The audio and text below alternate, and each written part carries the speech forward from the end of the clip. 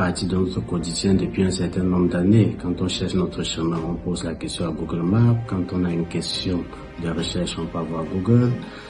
Dans les avions, parfois le pilote vous dit qu'il passe en pilotage automatique, ou bien quand on cherche des amis, on va sur les réseaux sociaux. Mais la question fondamentale aujourd'hui, c'est est-ce que ça nous a rendu plus performants? Il faut néanmoins dire que la notion de performance est une notion aussi très complexe, parce qu'une performance peut être vue d'abord par rapport à ses propres objectifs, 2 par rapport à une période de passé, 3 par rapport à des concurrents, ou bien 4 par rapport à une tendance globale.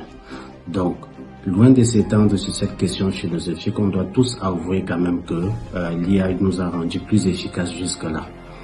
Maintenant, l'IA, loin d'être une réalité, est une opportunité pour beaucoup d'entreprises. Et pour pouvoir saisir cette opportunité, il faut qu'on pose les bases ici en Afrique pour récolter les fruits de l'intelligence artificielle. La première des choses, c'est de toucher la question de la formation.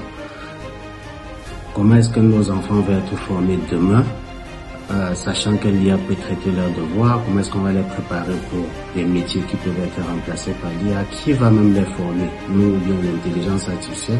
Ça, c'est des questions sur lesquelles il faut se pencher.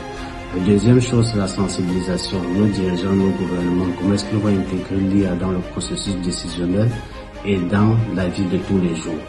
La troisième chose, c'est la question même de performance. Il faut bien redéfinir cette notion. Il faut bien que l'on se dise qu'aujourd'hui, une entreprise peut être performante si elle a des impacts positifs sur le bien-être des individus.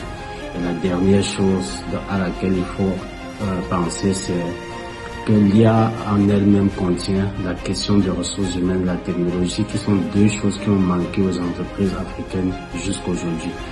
Donc, en intégrant l'IA, on pourra faire face aux entreprises étrangères et pouvoir relever les défis qui viennent à nous. Donc, il faut vraiment s'occuper de l'IA avant que l'IA ne s'occupe de nous.